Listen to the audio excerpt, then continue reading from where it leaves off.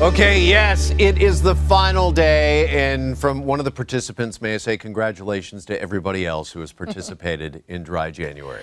And while you may be feeling better, you may also be wondering what changes have occurred to your body, and is it worth continuing? Joining us for more is Dr. Iris Gorfinkel. So great to have you in studio. First time. Thank you so much for having me. This is so great. Yeah, it's great to see you. Thanks for coming in. Before we get to Dry January, we wanted to get your take on one of the headlines of the morning. We were just discussing Manulife striking a deal with Loblaw to provide drugs to plan holders exclusively at their pharmacies. A lot of health professionals raising some red flags about this. Dr. Gorfinkel, what's your take? Well, what happens if I go to a small pharmacy? What happens to my patients who are used to the personal attention that smaller pharmacists provide? All of a sudden, it's sayonara. I have to head off to Shoppers Drug Mart to get my drugs. And what does that mean about the cost of those drugs to that pharmacy? On the surface, it'll be great. You know, hey, they've got one bargainer now at the table, so maybe the drug price would go down.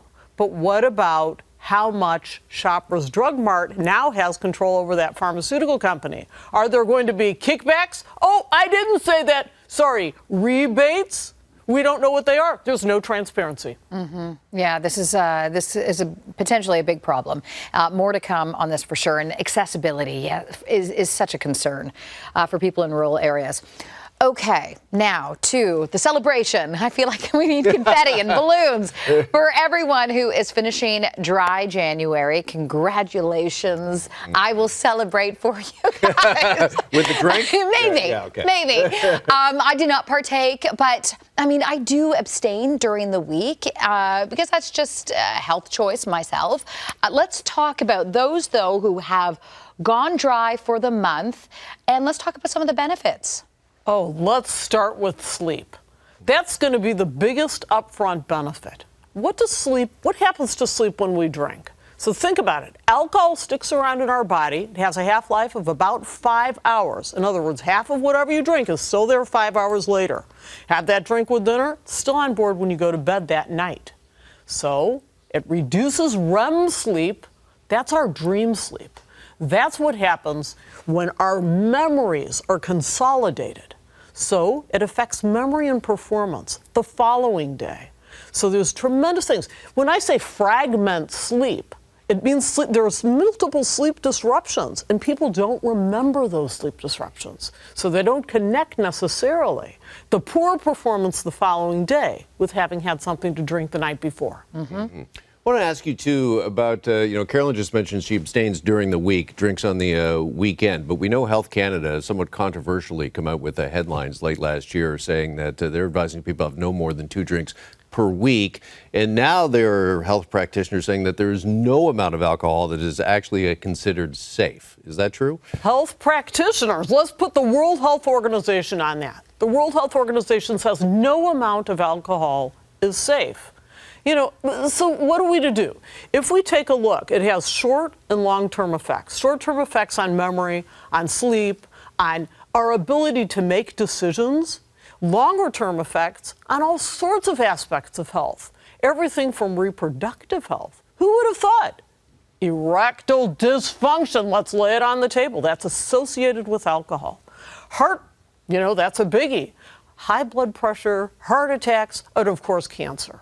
Cancer is a big one. 7 known cancers. Put breast cancer on that list. We as women are far more susceptible to the effects of alcohol than men. And that's a serious problem. People underestimate it. And in my own office, I see it all the time. They think, oh, it's never going to be me. And then you know what? The gig's up. The gig's up. Should we put something else on the table? Ready?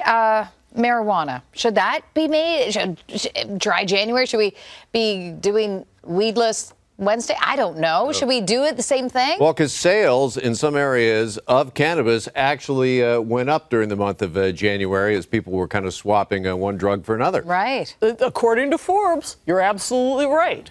And what do we see? 46%. That's nearly half of users who drink alcohol, who went through Dry January, instead turned to cannabis.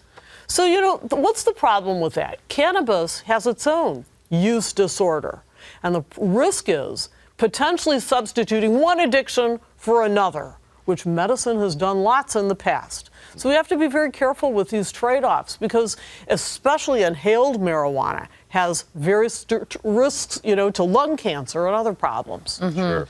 Just in our final minute, Dr. Gorfinkel, I wanted to ask you, I mean, you've detailed some of the health benefits of abstaining from alcohol, but is 1 month enough to really make a difference? What is your advice to anybody who's done dry January and are trying to decide whether or not to continue on? A warm congratulations for the bravery to do that. Because for many people, it's a substitute. And I think the best lesson from it is, let's look into ourselves and say, is it people? Is it place? Is it a thing that makes me turn to it? Because that's a sign of a potential problem. And I just wish them the bravery to understand what that problem was. Perhaps to keep a diary of their emotions when it's happening. It's not just about the litany of health risks. It's about looking into oneself and understanding what is it that's driving that. Dr. G, you need to come into studio more often. I love this. Thank you so much for the insight, as always. Thank you for having me. I so appreciate it. All right, great to see you.